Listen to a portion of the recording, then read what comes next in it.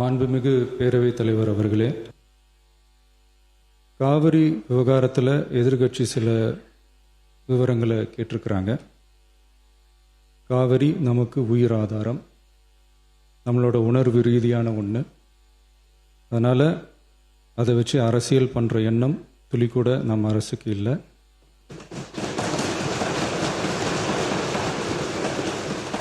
அதுக்கான அவசியமும் இல்லை. மேகதாது விவகாரத்தில் நாம் எல்லாரும் சேர்ந்து தான் தீர்மானம் போட்டோம்.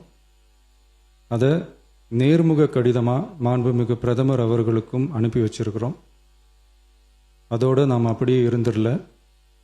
ராஜ்யசபாவில் ஒன்றிய ஜல் சக்தி துறை இணை அமைச்சர் மேகதாது அணை பற்றி முழு விவரங்களை குறிப்பிடலைன்னு தெரிஞ்சதும் காவிரி நடுவர் மன்றத்தின் இறுதி தீர்ப்பு மற்றும் மாண்புமிகு சுப்ரீம் கோர்ட் தீர்ப்பு சம்பந்தமான விதிகள் மற்றும் பத்திகளை கோட் பண்ணி மேகதாது திட்டத்துக்கு எந்த விதமான சட்டபூர்வமான அனுமதியோ நிர்வாக அனுமதியோ வழங்கக்கூடாதுன்னு மாண்புமிகு பிரதமர் அவர்களுக்கு அடுத்த நாளே நேர்முக கடிதம் எழுதினோம்.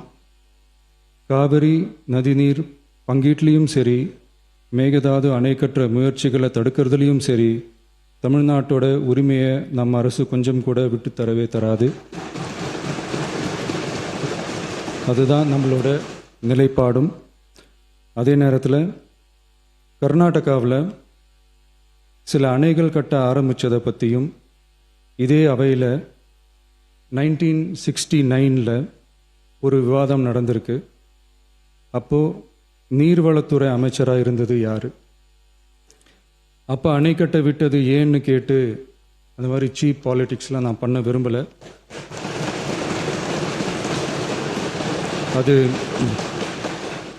அது நம்ம நோக்கமும் இல்லை.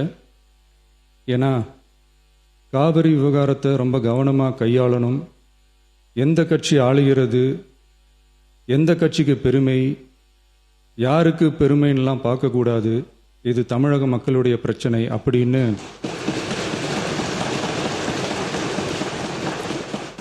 அப்போ இருந்த எதிர்கட்சி தலைவர் திரு திருமன் அவர்கள் சொன்னதை இந்த சபையில் சொல்ல விரும்புகிறேன். காவிரி பிரச்சனையில் சம்பந்தப்பட்ட 2 மாநிலங்களும் ஒன்றிய அரசும் உட்கார்ந்து முடிவெடுக்கணும்னு 1969 இந்த சபையில் பேசியிருக்கிறாங்க. அதுக்கப்புறம் நிலைமை வேறு மாதிரியெல்லாம் போயிடுச்சுன்னும் நம்ம எல்லாருக்குமே தெரிஞ்சது தான். சட்டப்படி இந்த பிரச்சனையை அணுகிறதுல நாம் உறுதியாக இருக்கிறோம், அதில் மாற்றமே இல்லை. இருந்தாலும் ஒரு அட்டெம்ப்ட் எடுத்து பார்க்கலாம்னு தோணுனது தான் அந்த பெங்களூர் விசிட். அப்படி ஒரு விசிட் பற்றி ஃபஸ்ட்டு யோசித்து கேட்டதும் நான் தான்.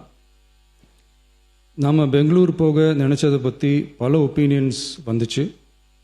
நாம் போக நினச்சதுக்கு காரணம், ஒருவேளை இந்த பிரச்சனை தீர்க்கறதுக்கான ஒரு பாசிட்டிவ் சைன் கிடைச்சா நல்லா இருக்குமேன்னு ஒரு எண்ணத்தில் தான்.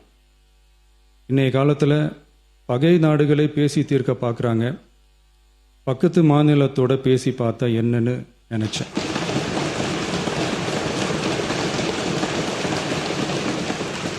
அதனால தான் அப்படி ஒரு அட்டெம்ப்ட் எடுக்க நான் ட்ரை பண்ணோம். ஒருவேளை அந்த அட்டெம்ப்டில் ஒரு அவமானம் நேர்ந்தால் என்ன செய்யன்னு சில பேர் கேட்டாங்க. அப்படி நடந்தால் தமிழ்நாட்டு மக்களுக்காக அதையும் தாங்க தயாராக தான் இருக்கேன்.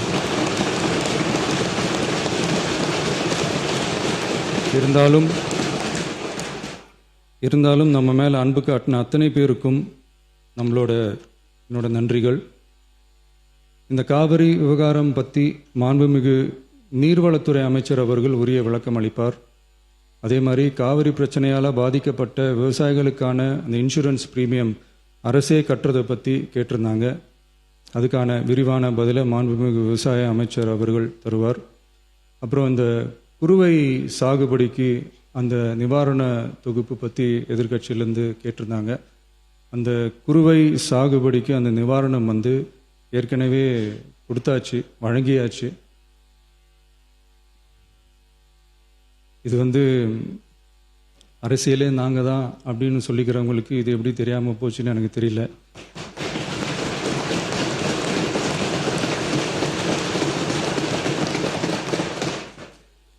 முன்ன பின்ன பேப்பர் படிச்சிருந்தா நாட்டில் என்ன நடக்குதுன்னு தெரிஞ்சிருக்கும்.